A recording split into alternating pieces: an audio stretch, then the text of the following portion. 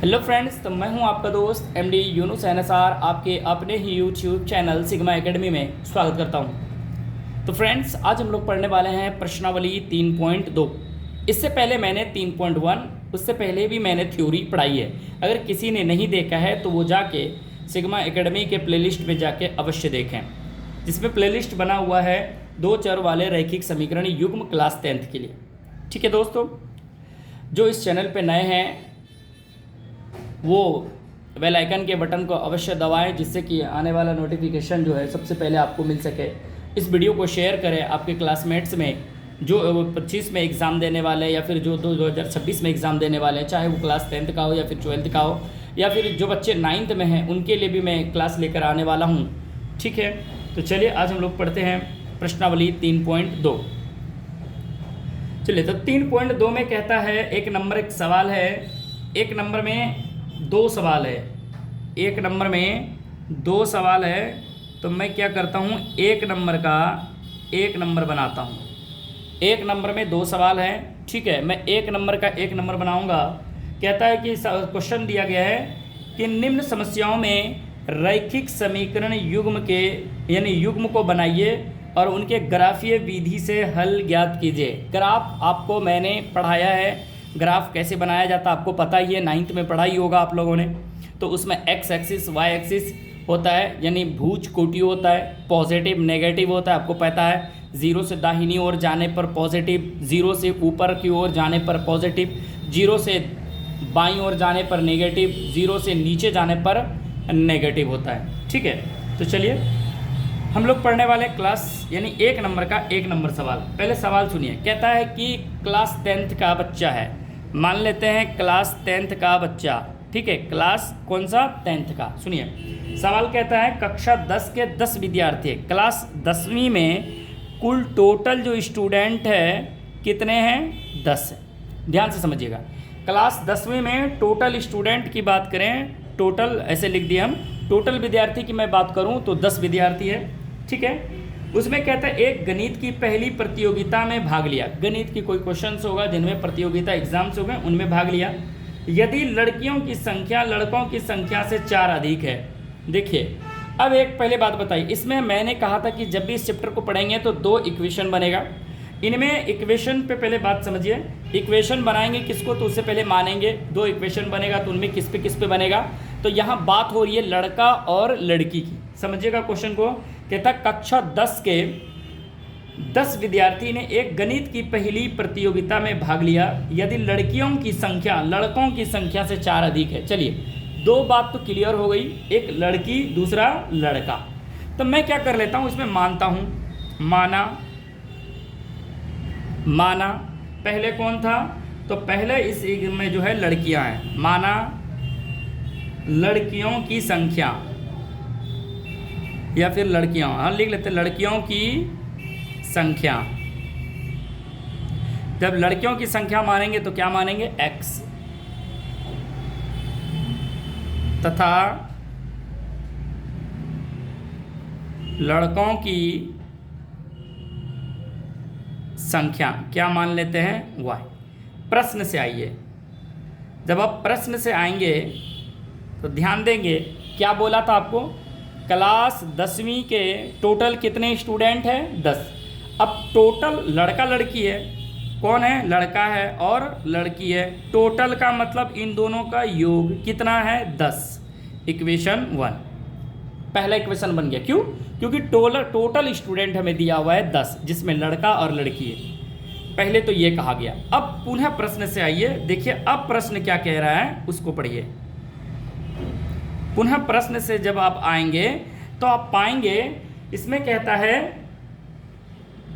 लड़कियों की संख्या लड़कों की संख्या से, जब भी मैंने कहा था अधिक कम पूर्व पश्चात गुनी हो तो दोनों को आप क्या करें, बराबर करें। तो लड़कियों ये हो गया x और लड़का ये हो गया y।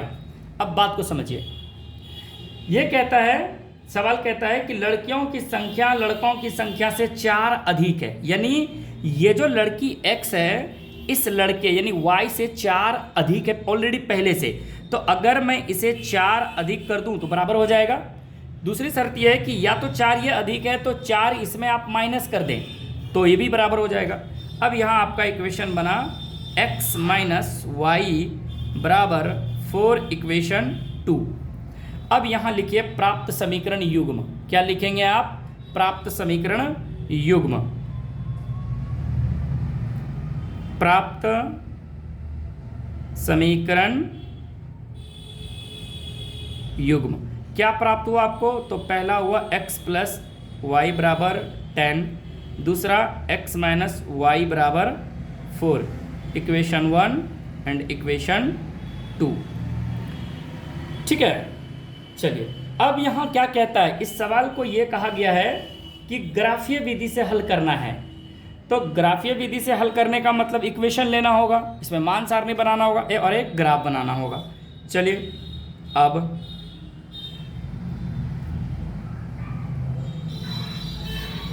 ग्राफीय विधि, ग्राफीय विधि में आप क्या करेंगे? तो आप पहले किससे चलेंगे? समीकरण 1 से। इधर मैं चलूँ, बाद में चल लूँगा, या फिर चल लेते इधर भी, समीकरण 2 से। समीकरण 1 से क्या चलेंगे? समीकरण मेरा x क्या है? x प्लस वाई बराबर 10। अगर मैं इधर x रख लूँ और 10 माइनस वाई कर लूँ, कोई दिक्कत है? अब क्या करेंगे यहाँ आप? मान सारणी बनाएंगे। इक्वेशन 2 से क्या है? x माइनस वाई बराबर 4। यहाँ भी आप क्या कर सकते हैं? x 4 और माइनस उस पर जाके प्लस वाई। फिर इसका आप क्या कर सकते हैं? मान सारणी। चलिए, जब आप मान सारणी निकालेंगे तो यहाँ आपको पता है कैसे मान सारणी निकालते हैं। तो एक बॉक्स बनाते हैं इस प्रकार से कम आप x y का कितना वैल्यू रखिए? 2। कम से कम कितना वैल्यू रखिए आप? 2। x y, इसका भी x और इसका y। तो यानी पहला इक्वेशन में जब मैं देखूं इस इक्वेशन में, तो आप यहाँ y का वैल्यू रखिएगा कुछ भी। तो अगर मैं y का वैल्यू कुछ रख लूँ, जैसे इस सवाल को देखिए, ठीक है, अगर मैं y का वैल्यू 0 रख लूँ, y का वैल्यू क्या रख लूँ? 0। देखिए ये x बराबर 10 माइनस y का वैल्यू क्या रख लिया मैंने? 0। तो 0 रखा तो क्या आया मेरा हल करने के बाद? 10। तो किसके बराबर? x के बराबर, ये हो गया 10। अगर मैं y का वैल्यू फिर कुछ रख लूँ, जैसे मैं कहता हूँ 5 रख लेता हूँ। कितना रख लेता हूँ? 5। देखिए कैसे, अगर ये x बराबर 10 है और y की जगह पे मैं क्या रख लूँ? 5, तो घट के कितना आ जाएगा? 5। ठीक है, उसी प्रकार अब इस इक्वेशन में आइए। अब इस इक्वेशन में भी 0 से स्टार्ट कर सकते हैं। चलिए, अगर मैं कहूँ x बराबर 4 प्लस अगर मैं 0 रख लूँ, y का वैल्यू क्या रख लूँ? 0, तो क्या हो गया मेरा? 4। अगर मैं कहूँ y का वैल्यू आप क्या रखिए? x बराबर 4 प्लस 1, इस बार y का वैल्यू क्या रखें आप? 1 रखें। जब 1 रखेंगे तो क्या हो जाएगा? 4 प्लस 1 क्या हो जाएगा? 5। क्या हो जाएगा? 5। तो आपका ये मान सारणी आ गया। कोई दिक्कत? जब आपका मान सारणी आ जाएगा तो आपको क्या करना है? आपको पता ही है क्या करना है। तो ग्राफ खींचना है। ग्राफ खींचने के लिए आपको क्या करना है? पहले इस सब में सबसे बड़ा वैल्यू देखना है। और आप हमेशा किस में खींचेंगे? तो ग्राफ कॉपी में खींचेंगे। तो मैं आपको ग्राफ कॉपी में खींच के दिखाऊंगा। ठीक है, तो ये ग्राफीय विधि से जब इसको देखेंगे तो आप देख रहे हैं ये वैल्यू है आपका। ठीक है, और ये मैं दोनों में दिखाऊंगा आपको, इस ग्राफ कॉपी में भी दिखाऊंगा और इसमें भी दिखाऊंगा। चलिए, जब इसको हम देखते हैं तो आप क्या करेंगे? यहाँ से आप एक मान खींचेंगे। आपको पता ही है मान खींचना। देखिएगा आप यहाँ से एक चीज़ ज़रूर देखिएगा कि इसमें और ग्राफ कॉपी में कितना आसान होगा इसकी तुलना में। मैं दोनों में बना के दिखाऊंगा आपको। चलिए, तो मैं पहले यहाँ वैल्यू देख लेता हूँ। क्या कोई निगेटिव में है? तो निगेटिव में कोई भी नहीं है, सब किस में है? पॉजिटिव में है। और सबसे बड़ा वैल्यू x का है, वो भी कितना है? 10 है। तो x में सबसे बड़ा वैल्यू लेना है। चलिए, और सब पॉजिटिव में लेना है।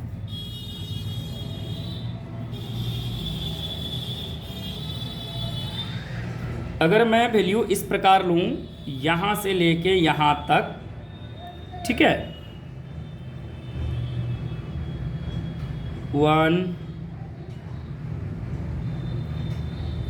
2 3 4 5 6 7, ये वाई डैश, नीचे में वाई डैश दे देते हैं और मैं यहाँ से क्या कर लेता हूँ, इधर की ओर खींच लेता हूँ। आपको पता ही है ये इस तरह से कि कैसे खींचते हैं हम लोग।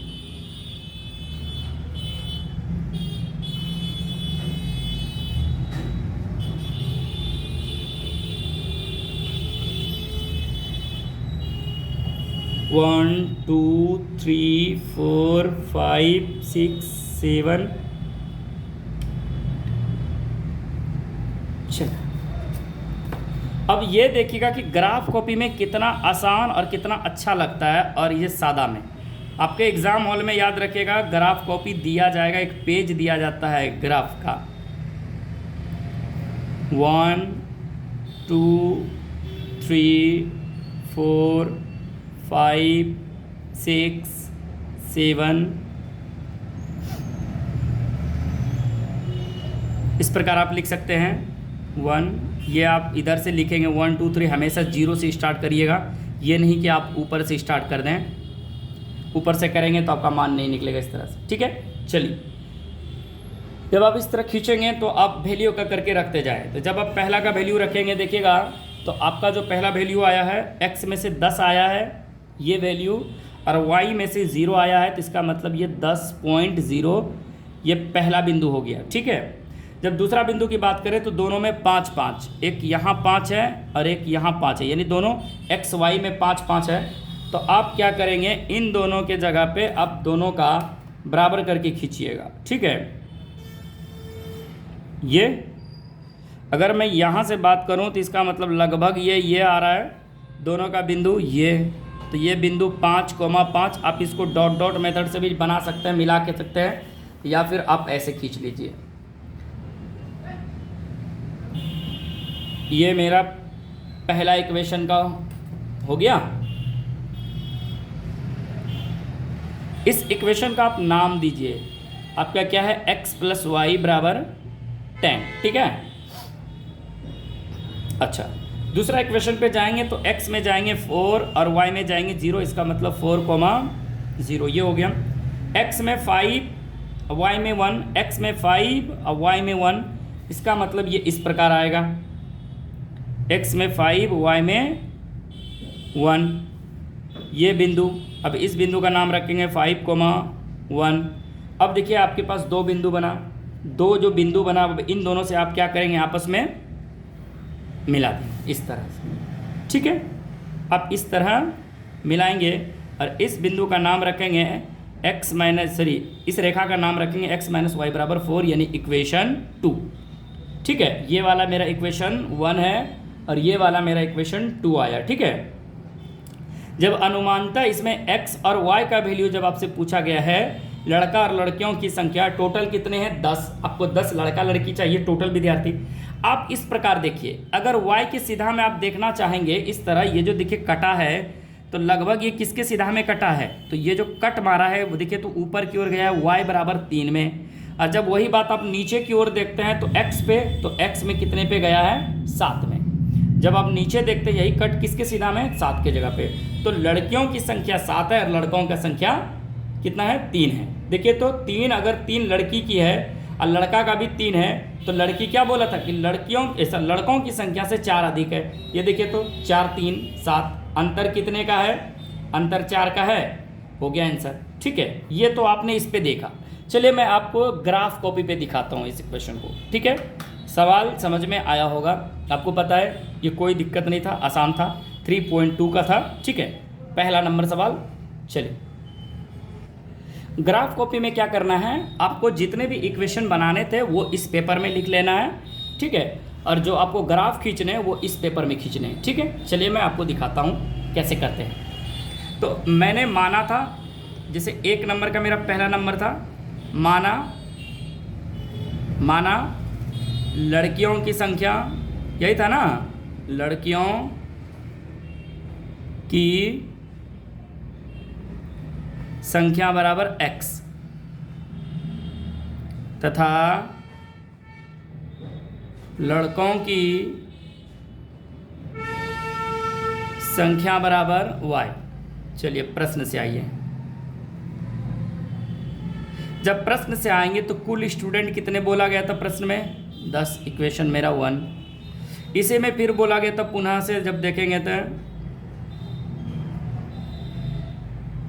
क्या बोला गया था कि जो लड़की है वो लड़के से 4 अधिक है, तो मैंने इसमें 4 करा था। अब यहाँ से मेरा इक्वेशन बना था x माइनस वाई बराबर 4, और ये इक्वेशन बना था मेरा 2 बना था। मैंने यहाँ क्या लिखा था, प्राप्त समीकरण युग्म क्या था मेरा, x प्लस वाई बराबर 10, इक्वेशन 1। दूसरा था x माइनस वाई बराबर 4, इक्वेशन 2। यहाँ तक मैंने कर लिया था। अब इसे कौन सा विधि बोला गया था, तो ग्राफीय विधि, क्योंकि ये ग्राफ कॉपी है। ग्राफीय विधि,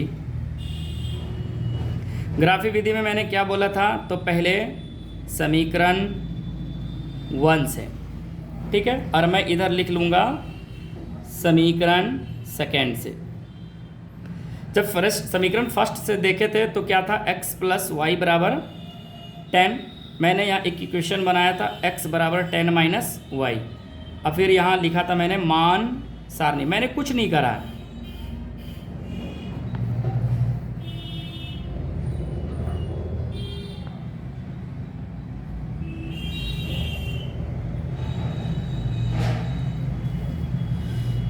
ये वाला जो सेकंड में ला था x plus y x minus y बराबर 4, तो x बराबर 4, अब माइनस उस पर जाके प्लस।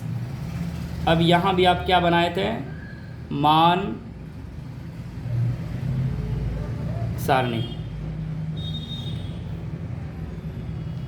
ठीक है, x y। जब आपने ऐसा करा था तो फिर वैल्यू रखना था। कैसे रखे थे, तो चलिए उसको फिर से समझते हैं। देखिए मेरा जो इक्वेशन था x प्लस वाई बराबर 10, मैंने क्या निकाला था यहाँ, x बराबर 10 माइनस वाई। अब यहाँ मैंने कहा था कि 10, और ये y के जगह पे पहली बार क्या रखा था मैंने, 0। क्या रखा था मैंने, 0। तो 0 रखेंगे तो हल करने के बाद कितना आ जाएगा आपका, 10 आया ना। फिर इस यहाँ आपने क्या रखा था, x बराबर ये 10 माइनस वाई के जगह पे आपने 5 रखा था। आप कुछ भी रखिए, अलग से कोई दिक्कत नहीं है। तो कितना घट के आ गया था आपका, 5, तो ये भी हो गया 5। देखिए y के जगह पे आपने क्या रखा था वैल्यू, जब मैं इस y के बात करूं तो आपने पहली बार क्या रखा था, 0। क्यों रखा था जरा देखिए, क्योंकि x बराबर ये 4 प्लस वाई था, ऐड करना था, तो ये 4 प्लस 0, y के जगह पे पहली बार क्या रखा आपने, 0। तो क्या आ गया, 4 प्लस 0 0 यानी 4, ठीक है।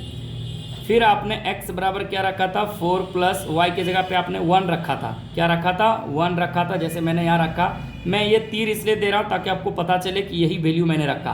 तो कितना हो गया ये, 5। इस प्रकार यहाँ आप लिख सकते हैं, ठीक है। क्या लिख सकते हैं, यानी y का वैल्यू 0 रखने पर यहाँ आप क्या लिख सकते हैं, y का मान 0 रखने पर, या फिर ऐसे लिखिए शॉर्टकट में y बराबर 0, आप ऐसे भी लिख सकते हैं। नहीं भी लिखेंगे तो कोई दिक्कत नहीं है, ठीक है। ये आप पे डिपेंड करता है। तो आपका ये 2 वैल्यू आ गया, ठीक है। जब आपका 2 वैल्यू आ गया इस तरह से, अब ग्राफ पे आइए। ग्राफ यही समझना बहुत ज़रूरी है यहाँ, ठीक है। चलिए इस चीज़ को समझिए। आपको यहाँ कुछ घर बना हुआ दिख रहा है, वर्क टाइप का, स्क्वायर टाइप का बना हुआ दिख रहा होगा। देखिए जैसे कि ये वाला जो घर दिख रहा है, ये वाला एक वर्ग दिखता होगा, दिख रहा है, एक वर्ग, ये एक वर्ग दिख रहा है। और उसमें भी देखिए तो आप लोग कितने भाग में बटे हुए हैं, 4 4, यानी फिर उसमें भी कितने वर्ग है, 4 वर्ग है, ठीक है। और 4 वर्ग में भी फिर देखिए छोटा छोटा घर बना हुआ है। मैं जूम करके अगर दिखाऊं, देखिएगा,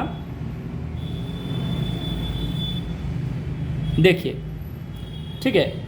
अगर मैं ये वाले की बात करूं, ये वाले की, देखिए तो ये इस प्रकार से है, ये वर्ग दिख रहा है आपको। और उसमें भी देखिए एक लाइन ऐसे और एक लाइन ऐसे, ठीक है। ये दिख रहा है आपको 4, एक वर्ग है, एक में फिर 4 वर्ग है। 4 में देखिए कितने सारे वर्ग है, 5 ऐसे करके, एक में छोटे वाला में 5 चौके 20 वर्ग है, ठीक है। 20 चौक 80 वर्ग हो जाएगा। आपको वहाँ उससे कोई मतलब नहीं है। बस इस बात को समझिए कि जैसे ये जो घर है, ये अगर मैं स्टार्ट करूँ यहाँ से 0 से 0 1 2 3 4 5 6 7 8 9 10 है ना, 10 इधर से है। आप अगर इधर से काउंटिंग करेंगे तो इधर से भी 10 आएगा, ठीक है, इस प्रकार से आप। और ये देखिए अगर मैं सीधा 5 लूँ तो ये बीच वाला ले सकता हूँ इधर से, अगर मैं इधर से लूँ तो ये वाला 5 यहाँ ले सकता हूँ 5, फिर ये 10, फिर इसका भी 5। तो आप यहाँ क्या है कि अगर दशमलव में कोई वैल्यू आ रहा है तो आप उसे आराम से बना सकते हैं, ठीक है। चलिए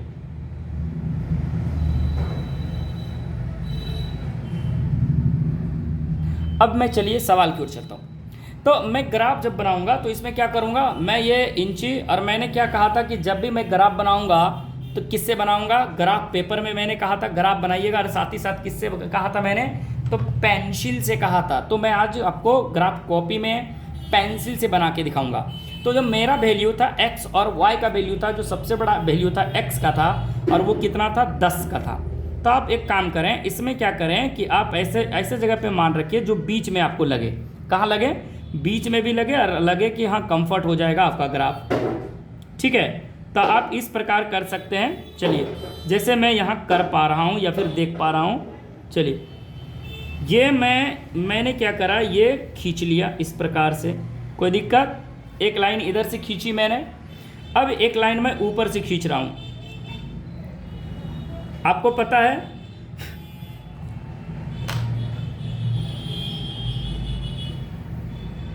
ये लाइन खींचा मैंने, ठीक है,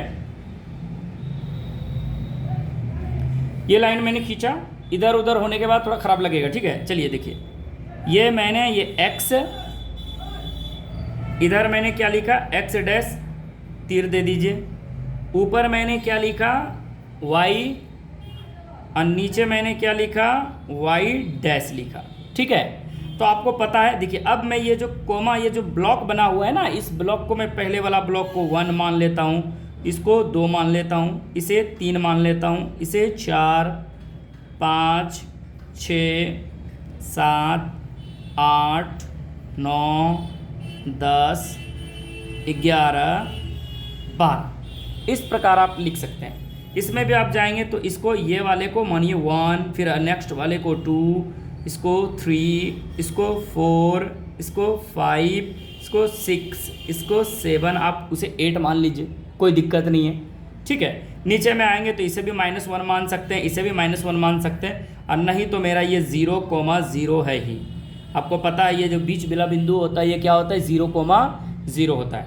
अब देखिएगा ना आपका दाएं या बाएं कहीं भागेगा। अब यहाँ से ग्राफ खींचे, कैसे, तो आपका वैल्यू जो पुटअप करना है, पहले x में से 10 खींचना है। ये देखिए तो x का 10 ये है, और y में से 0 ये हो गया। तो मैं यहाँ इस बिंदु का नाम रखूँगा 10,0, मैं इसका मैंने बिंदु का नाम रखा 10,0। जब नेक्स्ट मैं इसी का वैल्यू रखूँ तो 5 था, याद रखिए। देखिए ये 5 और मैं इसका देखूँ तो ये 5। अब इन दोनों का 5 मिलान बिंदु देखिए यहाँ आ रहा है, कुछ करने की ज़रूरत पड़ा, डायरेक्ट। अब इसमें क्या होगा कि आपका कहीं जाएगा नहीं, 5 5। अब क्या करें, इन दोनों बिंदु को आपस में आप क्या करें, मिला दें। मिल गया आपका, अगर आप लोगों का मिल गया हो तो अच्छी बात है, नहीं मिला है तो मिलाएं इस प्रकार। ये इस प्रकार मैंने खींच ली। जब मैंने खींचा, इसको भी मैं तीर बना दूं क्योंकि इसे आगे ऊपर नीचे बढ़ाया जा सकता है। चलिए मैं इस इक्वेशन का नाम रख दूं, क्योंकि क्या था मेरा x + y = 10 था, मेरा ये एक इक्वेशन बन गया, ठीक है। जब मैं इसे दूसरा इक्वेशन की बात करूं तो मेरा जो दूसरा इक्वेशन था वो x में 4 था। देखिए तो ये पहला इक्वेशन x में 4, अब y में 0, तो ये हो गया मेरा 4,0। ये एक बिंदु बन गया, थोड़ा सा हाईलाइट कर दूं। नेक्स्ट जब ये देखूं तो मेरा x में वैल्यू 5 था, देखिए यहाँ, और y में वैल्यू 1, ये बिंदु आ गया। इस बिंदु को मैं हाईलाइट कर दूं 5,1, और इस बिंदु को थोड़ा हाईलाइट कर देते। अब मेरे पास जो दो बिंदु बना ये इस तरह से, अब इन दोनों को आपस में क्या करेंगे बताइए, मिला देते हैं इस प्रकार। जब आप मिला दिए इस तरह तो आप इस इक्वेशन का भी नाम रखिए, और इस इक्वेशन का नाम है आपका x - y बराबर क्या है 4, इक्वेशन 2, और ये मेरा था इक्वेशन 1। आपका तो देखिए तो ये जब आपका ग्राफ बना तो कहीं कट बिंदु है ये वाला बिंदु को मैं हाईलाइट कर देता हूँ। तो यहाँ आप देखेंगे तो x का वैल्यू अगर कोई पूछे और y का वैल्यू आप निकाल सकते हैं। x आपको देखना है x कहाँ जाके किसके सीधा में कटा है, तो 7 के जगह पे। y में देखें तो किसके जगह पे कटा है, ऊपर में, तो ये किसके जगह पे, 3 के जगह पे। क्या ग्राफ अच्छा लगा? ये ऐसे आपको बनाना, और एग्ज़ाम हॉल में अगर आप इस तरह बनाते हैं तो आपको मार्क्स मिलेगा, और एग्ज़ाम हॉल में ये ग्राफ दिया जाता है एक पेज का। ठीक है, चलिए नेक्स्ट सवाल पे चलते हैं हम, नंबर 2 पे। ठीक है, चलिए नंबर 2 क्या कहता है, यानी एक नंबर का दूसरा नंबर। ठीक है, अब एक नंबर का दूसरा नंबर समझिए। आप इसे पेन से लिख लीजिए, ठीक है, लेकिन ग्राफ हमेशा आप पेंसिल से बनाएंगे। ग्राफ हमेशा कैसे बनाएंगे, पेंसिल से। मैं इसे पेन से लिख देता हूँ। ठीक है, अब पहले सवाल को समझिए, यानी 3.2 का एक नंबर का दूसरा नंबर सवाल ये कहता है 5 पेंसिल तथा 7 कलमों का कुल मूल्य 50 रुपया। आपको मैंने इस तरह का सवाल पढ़ाया हुआ है पहले। ये टाइप नंबर क्या था, सिंपल वाला, आपको पता होगा, जिसमें कि कुछ ना कहा जाए, न योग न अंतर, न पूर्व पश्चात अधिक गुणी। तो सिंपल करना है, उन दोनों को आपस में क्या करते जाना है, जोड़ते चले जाना है। ठीक है, चलिए, तो इसमें पहली बात कितने चीज़ों का जिक्र हुआ है, पहले उस चीज़ को समझते हैं, क्योंकि पेयर में जिक्र होगा। तो पेंसिल तथा कलम है। ठीक है, तो ऐसे सवाल को पहले मानिए, माना पेंसिल का मूल्य क्या मान लो इसे x रुपए,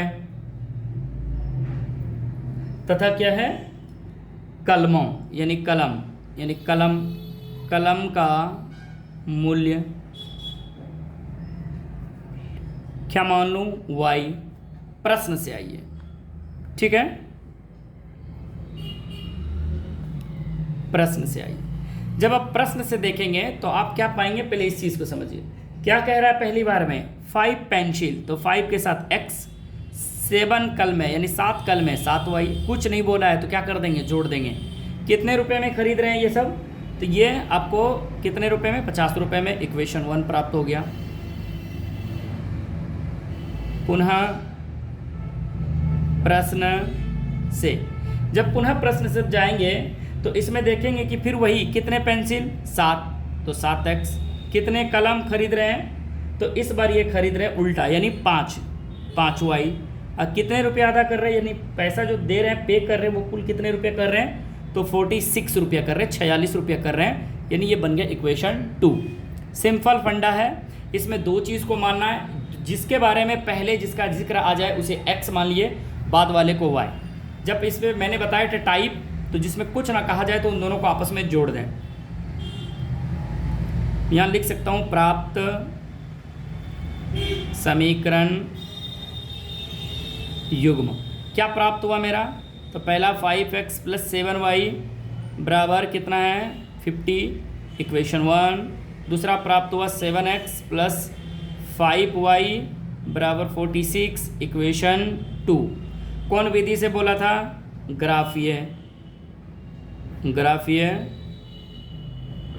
विधि। ग्राफीय विधि में मैंने क्या कहा था, पहले समीकरण 1 से चलेंगे, फिर सेकंड से। समीकरण 1 से इधर साइड में आप लिख लीजिए समीकरण सेकंड से, यानी फर्स्ट से सेकंड से। जब आप फर्स्ट से चलेंगे तो आप क्या पाएंगे, देखिए तो 5x + 7y बराबर 50।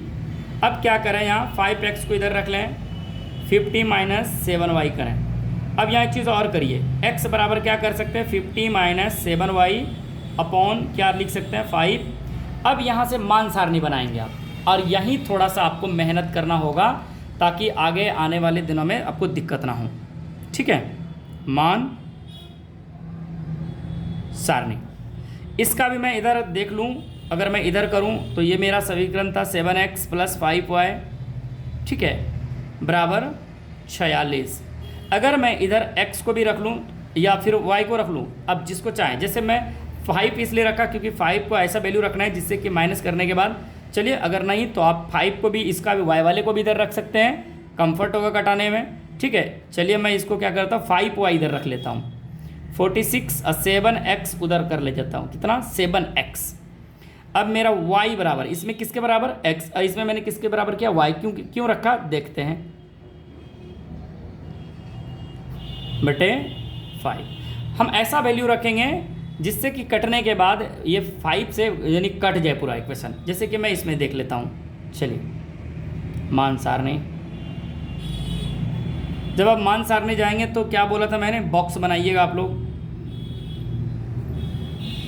ठीक है।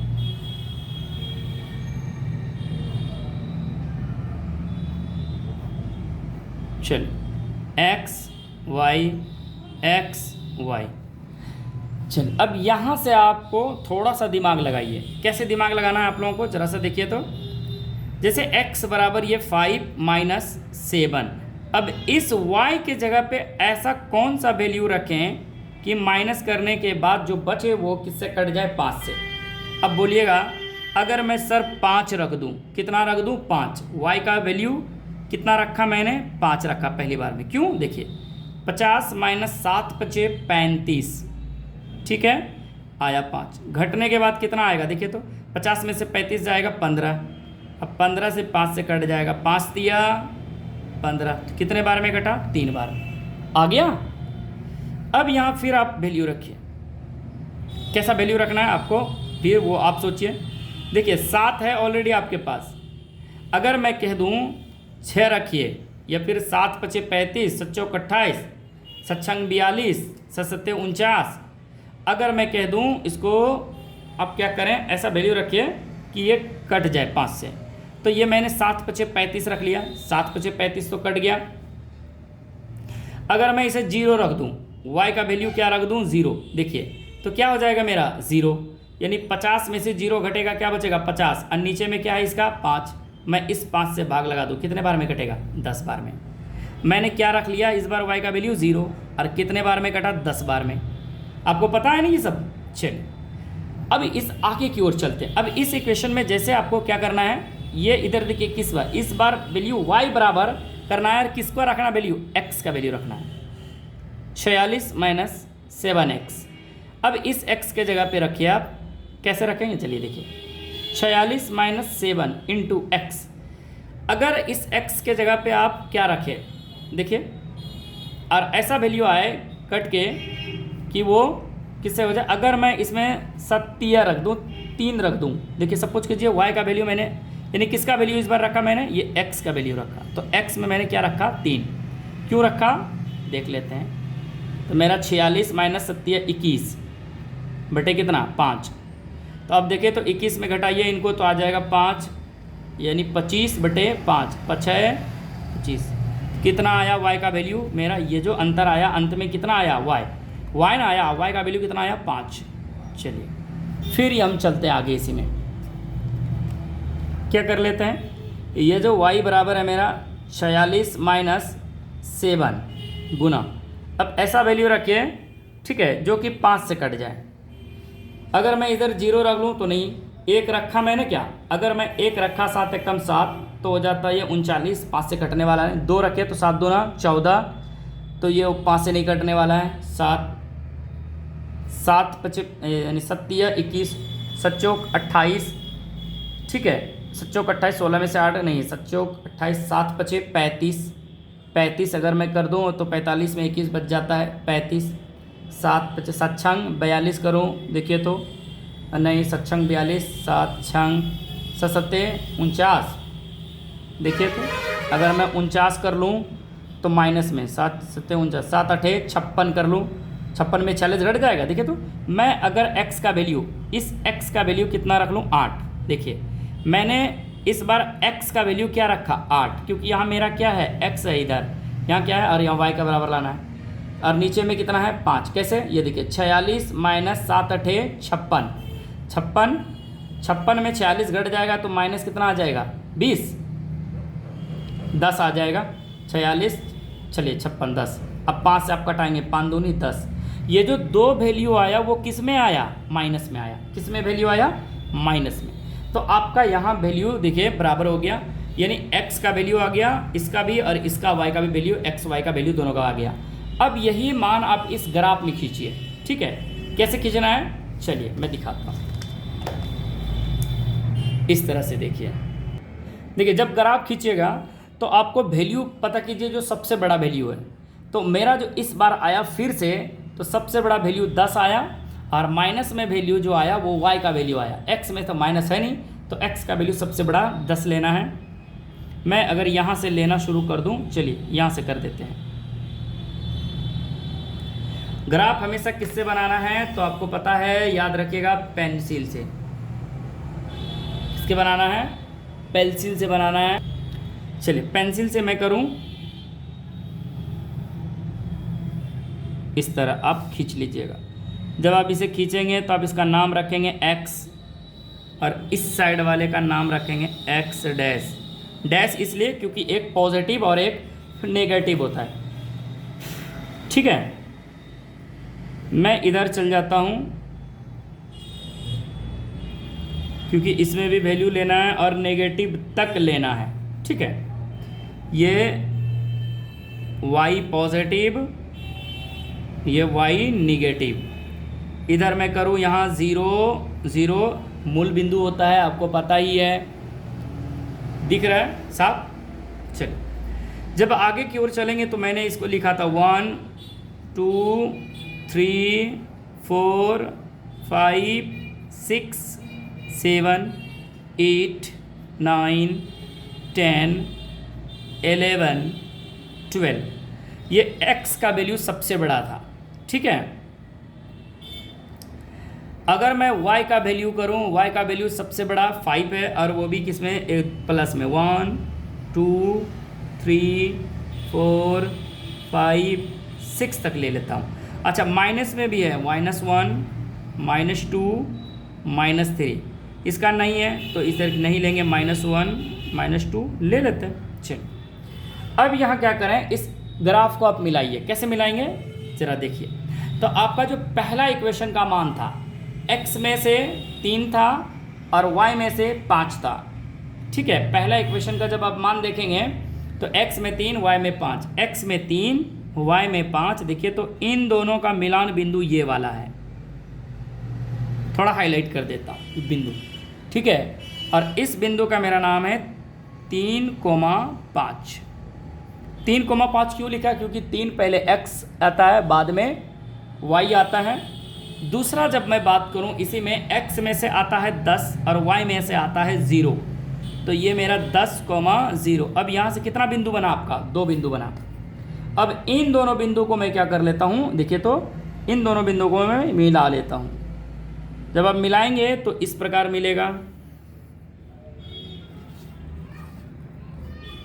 ठीक है, अब यहाँ से आप इसका नाम रख दीजिए। ठीक है, क्या नाम रखेंगे? तो मैं इधर रख लेता हूँ। इस इक्वेशन का नाम था 5x + 7y = 50, इक्वेशन 1। ये मेरा पहला इक्वेशन हो गया। सेकंड जो इक्वेशन है मेरा, सेकंड इक्वेशन को देख लेते हैं।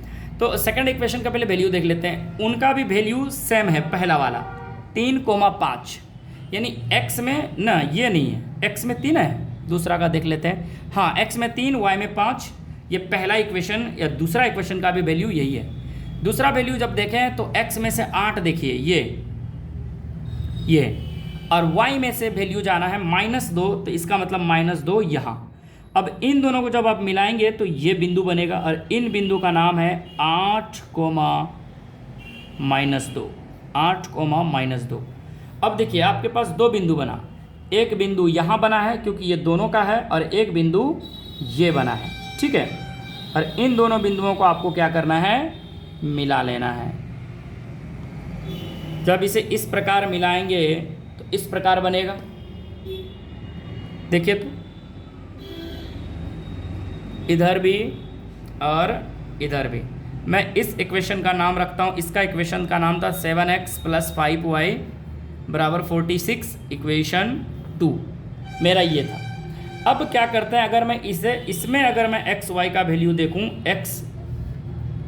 x और y का मैं जब बात करूं इस इक्वेशन में, देखिएगा अगर मैं इस इक्वेशन में x y का बात करूं तो कैसे ज्ञात करेंगे? देखिए ये जो कट है, कट ये, तो y में किधर कितने पे कटा है? 5 पे, तो y बराबर कितना हो जाएगा? 5।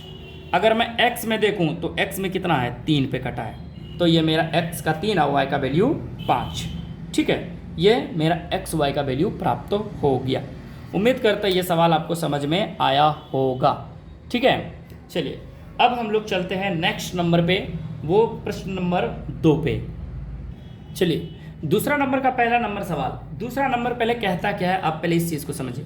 आपको मैंने जब थ्योरी पढ़ाई थी तो उसमें मैंने बताया था कि A1 A2 B1 B2 C1 C2, उनमें मैंने आपको बताया था रेखा के बारे में, यानी जो समीकरण युग्म होगा वो निरूपित करेगा, यानी दर्शाएगा किस प्रकार का वो रेखा है, यानी प्रतिच्छेद करती हुई रेखा है, समांतर रेखा है या फिर संपाती रेखा है। देखिए समांतर रेखा का मतलब था जब भी दो रेखाएं, यानी उसका अंतिम वाला वैल्यू यानी B और C का मान अगर बराबर नहीं होता था वो समांतर होता था। जो समांतर होगा वही विरोधी होगा और वही कैसा होगा, असंगत होगा। जो ओवरलैप करेगा चाहे एक बिंदु पे या अधिक बिंदु पे वो कैसा होगा, संगत होगा, अविरोधी होगा और वो उसका हल होगा, चाहे वो अनगिनत हल हो सकता है या फिर एक हल हो सकता है। ऐसे ही सवाल है मेरा। चलिए 3 नंबर में पहला सवाल पे चलते हैं। सवाल में भी यही कह रहा है कि बताइए आप क्या है वो समीकरण जो युग्म है A1 A2 B1 B2 C1 C2 करने के बाद आपको क्या प्राप्त होता है कि वो प्रतिच्छेदी रेखा है, समांतर रेखा है या फिर संपाती रेखा है। ठीक है, चलते हैं। तो मेरा जो पहला इक्वेशन है, पहला वो दिया गया सवाल में 1 नंबर में, पहला है 5x - 4y, ठीक है, +8 = 0 मान लेते हैं इक्वेशन 1।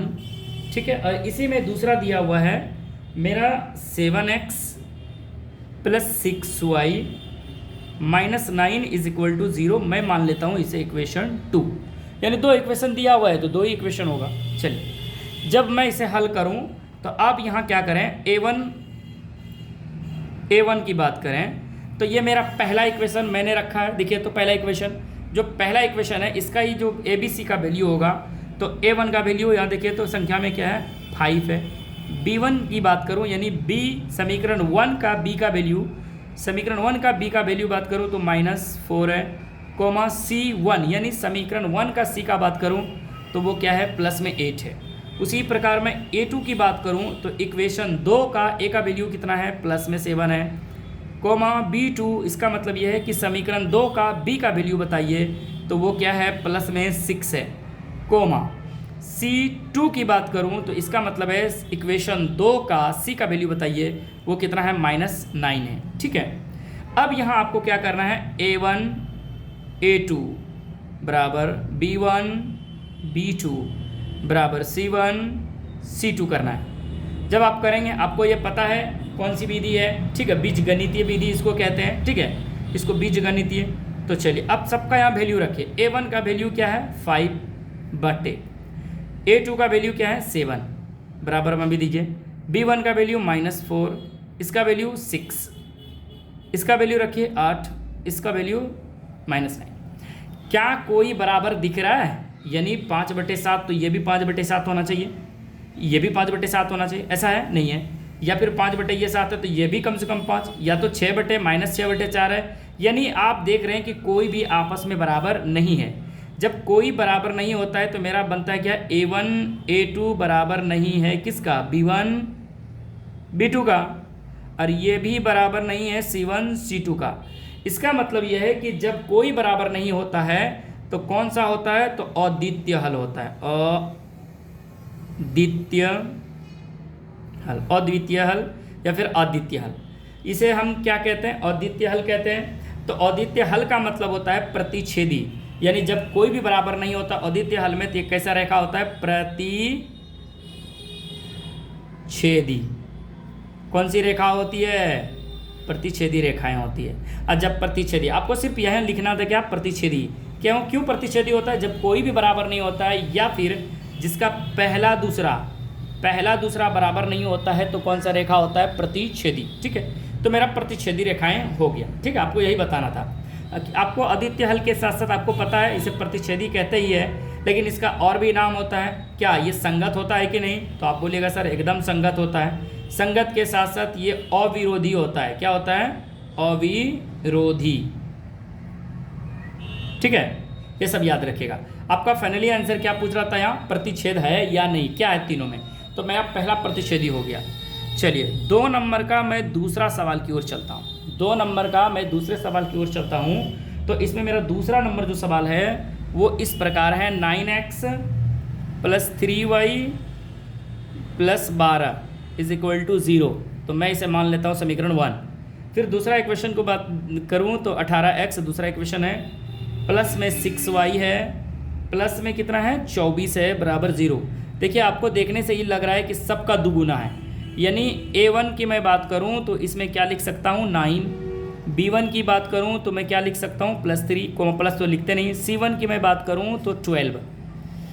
इसी तरह मैं a2 की बात करूँ तो कितना है 18, यानी इसका दुगुना है। b2 की बात करूँ तो इसका दुगुना है, और c2 की बात करूँ तो इसका भी दोगुना है। तो अब यहाँ आप देख पा रहे हैं a1 a2 बराबर b1 b2 बराबर c1 c2। यानी आप कैसे ज्ञात करेंगे? तो सबसे पहले इसका क्या करें, वैल्यू पता। जब आप एक्सपर्ट हो जाइएगा, जब बनाते रहेंगे बार बार, जब इस पर प्रैक्टिस करते रहेंगे तो आपको यही समझ में आ जाएगा। देखिए तो 9 दूनी 18, 3 दूनी 6, 12/24, यानी 12 दूनी 24। सबका 1/2 1/2 1/2 सब बराबर है, तो आप डायरेक्ट मार दीजिए। कैसा है? संपाती है। कैसे? तो देखिए जब संपाती होगा तो कैसे होगा हल, मतलब अपरिमित रूप से अनेक हल होगा।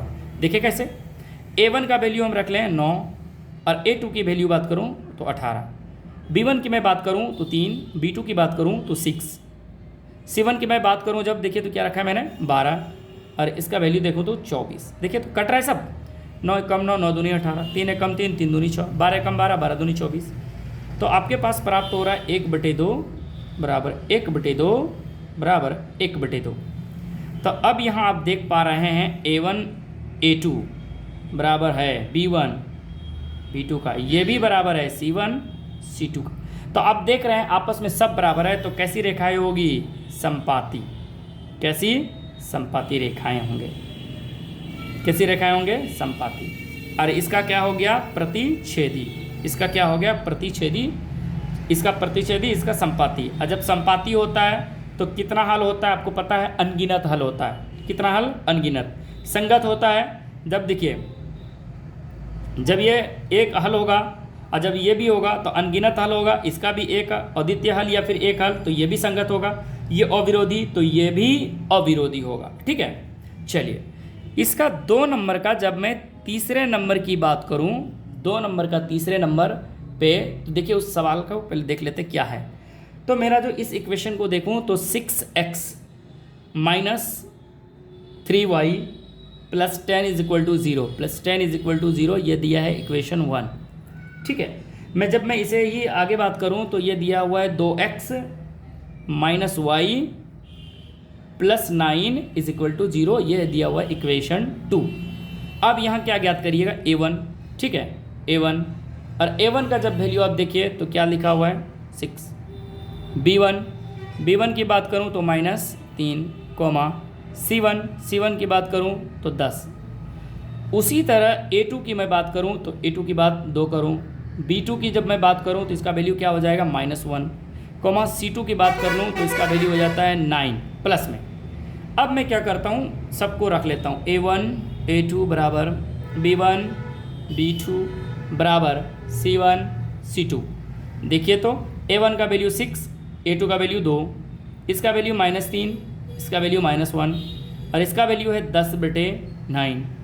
देखिए तो 2 कम 2, 2 3 6, माइनस से माइनस कैंसिल। अब यहाँ आप देख पा रहे हैं 3/1, 3/1, 10/9। अब यहाँ देख पा रहे होंगे कि ये वाला बराबर नहीं बल्कि ये दोनों बराबर हैं। इसका मतलब है a1 a2 बराबर है किसका? b1 b2 का, और ये वाला पार्ट बराबर नहीं है किसका? c1 c2 का।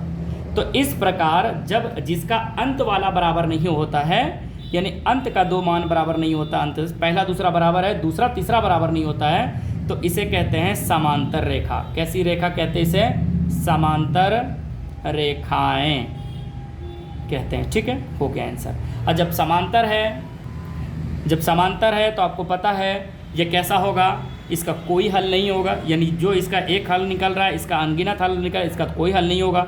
साथ ही साथ ये संगत है, ये इस संगत में ही कैसा है? आश्रित होता है, ये असंगत हो जाएगा। ये अविरोधी है, यानी विरोध नहीं करता है, ये भी विरोध नहीं करता, लेकिन ये विरोध करने लगेगा। तो मेरा 2 नंबर का सवाल कंप्लीट हो जाता है। चलिए नेक्स्ट नंबर सवाल 3 नंबर पे। चलिए 3 नंबर में सवाल में सिर्फ वही करना है, A1 A2 B1 B2 C1 C2 करना है। और इसमें इस प्रकार इस बार ये बताना है संगत है या फिर असंगत। ठीक है, इसमें भी कितने सवाल है, तो इसमें 5 सवाल है। 3 नंबर में 5 सवाल है। चलिए मैं झट से कर लेता हूँ, आप लोग भी मेरे साथ करें। ठीक है, तो चलिए पहला सवाल ये है, आपको इसमें यह बताना है संगत है या फिर असंगत। संगत होने का शर्त यह है कि या तो रेखा प्रतिच्छेदी होगी, यानी आपस में कोई भी बराबर नहीं होगा, या फिर सब बराबर होगा। यानी कोई भी बराबर नहीं होगा या फिर सब बराबर हो जाएगा, दोनों ही स्थिति में संगत कहलाएगा। जिसका अंत वाला बराबर नहीं होगा वो हमारा असंगत कहलाएगा। चलिए तो हम वही कर लेते हैं। तो मेरा पहला इक्वेशन ये है, जो मेरा पहला इक्वेशन है 3x + 2y = 5, मैं इसे मान लेता हूँ इक्वेशन 1। इसी में मैं जब दूसरा की बात करूँ, दूसरे इक्वेशन की, तो मेरा वो दिया हुआ है 2x - 3y = 7, इक्वेशन 2। तो आपके पास ये 2 इक्वेशन दिया हुआ है, आपको इसमें बताना है संगत है या फिर असंगत। तो इसके लिए आप क्या करेंगे, A1 ज्ञात करेंगे। जब A1 लिखेंगे, अभी लिखिएगा, जब आप रिवीजन करेंगे तो जब आप देखेंगे बार बार बनाएंगे तो आपको ये A1 A2 B1 B2 C1 C2 करने के डायरेक्ट आप वैल्यू रख लीजिएगा। जैसे मैं देखता हूँ A1 का वैल्यू कितना 3, B1, मैं B1 की बात करूँ, देखिए तो मैं B1 की बात करूँ तो B1 की जगह पे कितना है 2, C1 की बात करूँ तो कितना है 5। अच्छा, इस सिचुएशन में आप क्या करें कि जो वैल्यू है ना आपका उस प्रकार में, यानी उस पार उसको भी इस पार ले आएँ। यानी आप इसे इस तरह इक्वेशन बनाएं, 3x + 2y - 5 = 0। तो अब यहाँ C1 का वैल्यू आपका हो गया -5। ठीक है, अगर नहीं भी करते हैं तो आप इसको इस पर ला के वैल्यू काउंट कीजिएगा। चलिए इसको भी वही करेंगे, 2x - 3y है, 7 को इस पर ले आइए, -7 = 0। इस प्रकार आप लिख सकते हैं, इस तरह से, इस तरह। ठीक है, आपने लिखा इस प्रकार। फिर यहाँ आप ज्ञात करेंगे A2, और A2 का वैल्यू आपके पास है 2, B2 का भी वैल्यू आप ज्ञात कर सकते हैं, -3 दिया हुआ है।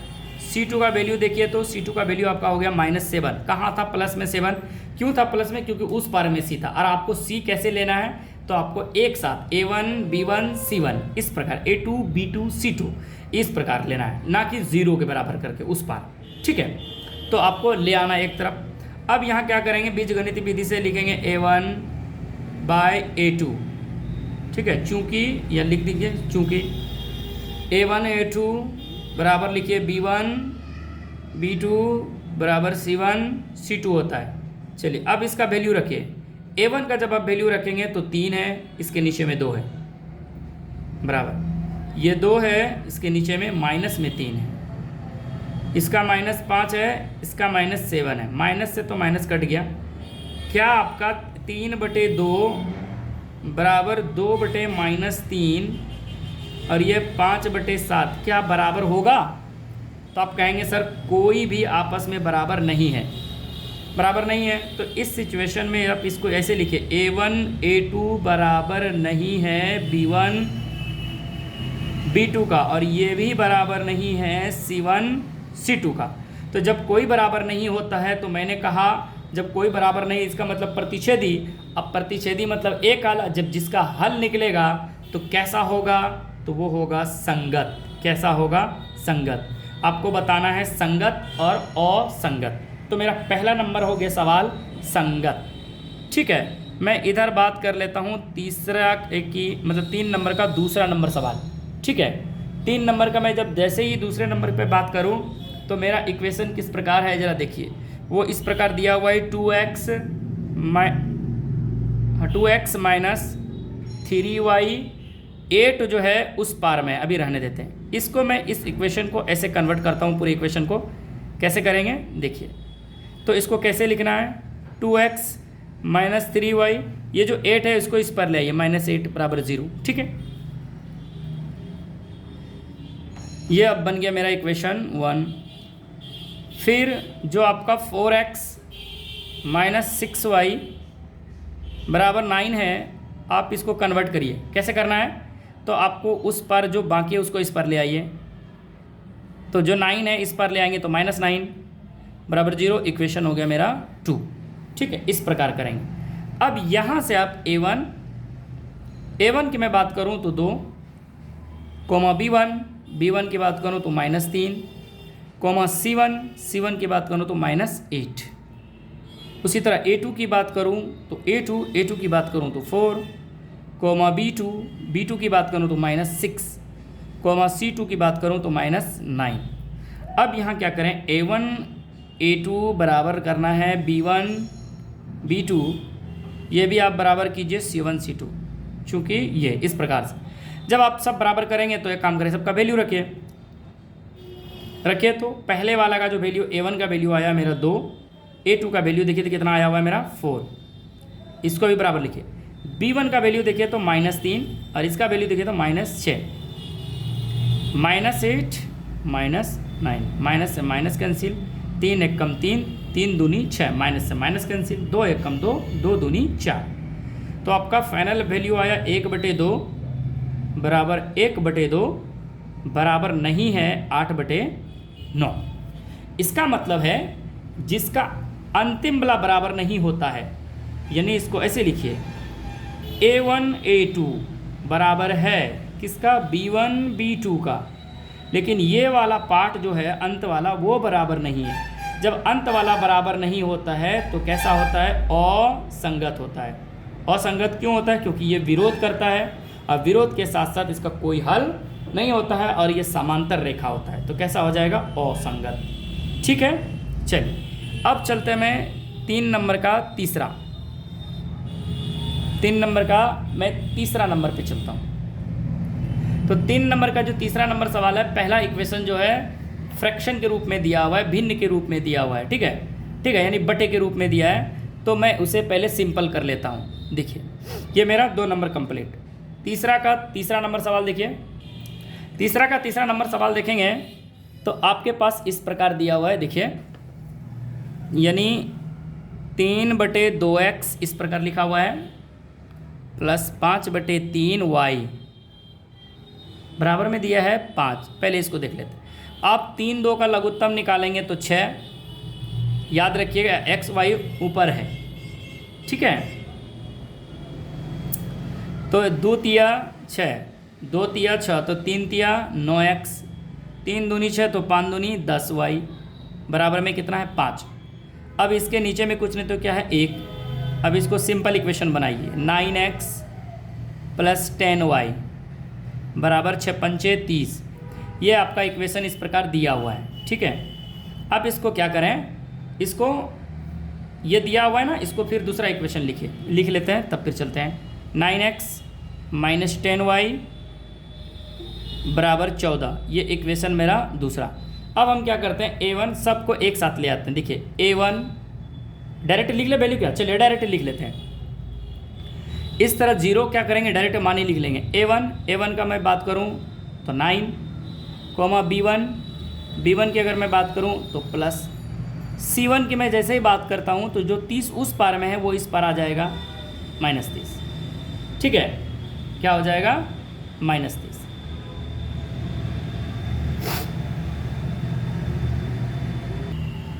सॉरी, यहाँ 5 नहीं है 7 है, 7, तो ये हो जाएगा 42, 42 हो जाएगा। ठीक है, तो इसको भी आप काट के क्या बना लें, 42 माइनस में 42। और A2 की बात करें तो 9, B2 की बात करें तो ये दिया हुआ माइनस में 10। देखिए पहला वाला प्लस में, दूसरा वाला माइनस में। C2, जब आप C2 की बात करें तो आपका वैल्यू है 14 है उस पार में, तो आप इस पर ले आइएगा तो हो जाएगा -14। चलिए अब क्या करते हैं, चूँकि A1 A2 बराबर आप लिखेंगे B1 B2 बराबर C1 C2। जब आप सबको बराबर करेंगे तो अब वैल्यू रखें। A1 का जब आप वैल्यू रखेंगे तो 9, इसका वैल्यू भी 9, इसका वैल्यू 10, इसका भी वैल्यू -10, इसका वैल्यू माइनस में 42, और इसका वैल्यू माइनस में 14, कटेगा क्या? कट जाएगा, ये हो जाएगा 1, ये अब बताइए कट तो गया लेकिन वैल्यू हो जाएगा -1, माइनस माइनस 14 तिया 42, ये 3। क्या ये बराबर है? अगर इसके नीचे में भी लिख दूँ ऐसे, अगर मैं इसके ऊपर 1 लिख दूँ और इसके भी नीचे 1, तो ये माइनस में हो गया, ठीक है। इसके भी नीचे 1, ये 1/1 प्लस में है, ये 1/1 माइनस में हो गया, यानी ये पूरा वैल्यू माइनस में, ये प्लस में और ये प्लस में। तो क्या ये आपस में बराबर है? यानी ये भी बराबर नहीं है ना ही ये बराबर है। इसका मतलब ये हुआ कि A1 A2 बराबर नहीं है किसका? B1 B2 का। और जब ये भी बराबर नहीं है किसका? C1 C2 का। मैंने कहा था कि जब पहला दूसरा बराबर ना हो या फिर कोई भी बराबर ना हो तो इस स्थिति में अद्वितीय हल होता है, मतलब एक हल। और जब एक हल होगा तो वो कैसा होगा? जिनका हल निकलेगा वो होगा संगत। जिसका हल निकलेगा वो कैसा हो जाएगा? संगत हो जाएगा। चलिए, इसी का मैं 4 नंबर और 2 सवाल बचा हुआ है इसका। चलिए, 3 नंबर का 4 नंबर सवाल पे जब आप जाएंगे तो देखिए आपको इक्वेशन इस प्रकार दिया हुआ है। वो दिया है 5x - 3y बराबर 11। ठीक है, इसको आप क्या करें, ये जो इक्वेशन 1 दिया है इसको कन्वर्ट करिए सबको एक साथ। कैसे लिखेंगे? 5x - 3y, और जो 11 है उसको भी इस पर ले आइए, तो -11 उस पर क्या बचा? 0। इस प्रकार करना है। फिर आपको जो इसमें दूसरा इक्वेशन दिया हुआ है वो आपको ऑलरेडी देखिए एक दिया हुआ है -10x। अच्छा, -10x प्लस में 6y और बराबर माइनस में 22 दिया है। इक्वेशन 2 इसको कन्वर्ट कीजिए, -10x का -10x प्लस 6y का 6y। जो -22 है बराबर के उस पार में, वो इस पर आके क्या हो जाएगा? प्लस में 22, उस पर क्या बचा? 0। ठीक है, A1 A2 B1 B2 C1 C2 करने के लिए क्या करना होगा? आपको हमेशा A B C को बाएं तरफ रखना है और 0 को दाएं तरफ कर देना है। ठीक है, इस प्रकार। अब चूंकि आपको पता है A1 A2 को एक बार क्या लिख लेते हैं? सबको बराबर लिख लेते हैं। B1 B2 को भी मैं बराबर कर देता हूँ अभी फ़िलहाल, किसको? C1 C2 के। जब आप बराबर करेंगे तो सबका आप वैल्यू रखेंगे। जब आप वैल्यू रखेंगे तो देखिए क्या रखेंगे, आप डायरेक्ट रख दें। A1 A2 B1 B2 C1 C2 लिखने से बेहतर आप डायरेक्ट रखिए। अगर मैं इधर से बात करूं, A1 की वैल्यू में बात करूं तो 5, A2 की बात करूं तो -10। डायरेक्ट देखिए, जब आप एक्सपर्ट बनिएगा तो इस तरह करने लगेगा। फिर इसका मैं वैल्यू करूं तो -3, और इसका बात करूं तो 6, इसका बात करूं -11, इसका बात करूं तो 22। अब कटाइए, जो कटता है उसे कटा दीजिए। 11 एकम 11, 11 दूनी 22, 3 एकम 3, 3 दूनी 6, 5 एकम 5, 5 दूनी 10। आप देख पा रहे होंगे 1/2। अगर पूरा वैल्यू की बात करूं तो ये भी माइनस, 1/2 ये भी बात करो तो ये भी पूरा वैल्यू माइनस, ये भी 1/2, ये भी दिखे तो माइनस। यानी आपस में देखिए नीचे माइनस रहे, ऊपर माइनस रहे या बीच में माइनस रहे, कहलाएगा तो पूरा वैल्यू माइनस ही। इसका मतलब सब आपस में क्या हो रहा है यहाँ? A1 A2 बराबर है B1 B2 का, और ये भी बराबर है किसका? C1 C2 का। आप देख पा रहे हैं कि जब सब बराबर है, और जब बराबर होता है सब तो संपाती होता है, जब संपाती होता है तो कैसा होता है? संगत। कैसा होता है? संगत। इस नंबर का यानी 3 नंबर का मेरा एक और सवाल है। 3 का 5 नंबर आज के लिए इतना ही करेंगे, फिर नेक्स्ट डे नेक्स्ट वीडियो में इस चैप्टर को समाप्त कर दिया जाएगा। चलिए, 3 का 5वां नंबर सवाल क्या है? यानी 5 नंबर सवाल जो है वो इस प्रकार है, यानी ये ऐसे समझिए 4/3x, इसका मतलब 4x ऊपर है, प्लस 2y बराबर 8। इसको आप क्या करें? सिंपल इक्वेशन बनाए, इसके नीचे में कुछ नहीं तो क्या है? 3, ऐसे लिखे तो ये हो गया आपका 4x प्लस 3 दूनी 6y बराबर 8। पता है मैंने क्या करा? यहाँ भिन्न का जोड़ करा। इसके नीचे में कुछ नहीं तो क्या है? 1। आप इसे लिखिए 4x प्लस 6y बराबर 8 3 24। अगर कॉमन लेना है तो ले लीजिए, नहीं लेना है तो कोई दिक्कत नहीं है। चलिए, ये मेरा प्राप्त हो गया इक्वेशन 1। इसी में मैं बात करूं इक्वेशन 2 का, तो इक्वेशन 2 आपको सिंपल दिया हुआ है। कैसे? वो इस प्रकार दिया हुआ है 2x प्लस 3y बराबर 12 इक्वेशन 2। ठीक है, आप चाहें अब चाहें तो इसको A1 B1 C1 डायरेक्ट यही मान सकते हैं, या फिर आप इक्वेशन को एक बार लिखना चाहें तो लिख लीजिए। कैसे लिखेंगे देखिए, अब इस इक्वेशन को लिखिए 4x + 6y, 24 उस पर को इस पर ले आइए, -24 बराबर 0।